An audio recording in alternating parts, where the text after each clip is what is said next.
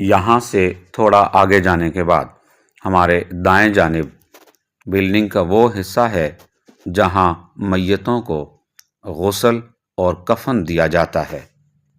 ابھی راستے میں ہم نے جن میتوں کو لے جاتے ہوئے دیکھا تھا ان کے غسل اور کفن کا انتظام یہیں کیا گیا تھا۔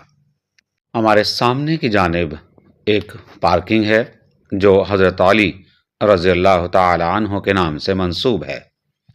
اس مقام سے ہم نے بائیں جانب مڑنا ہے۔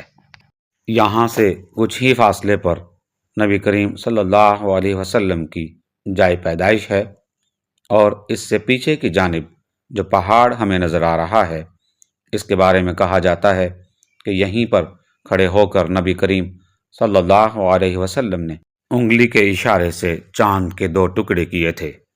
یہاں سے گزرتے ہوئے ہمارے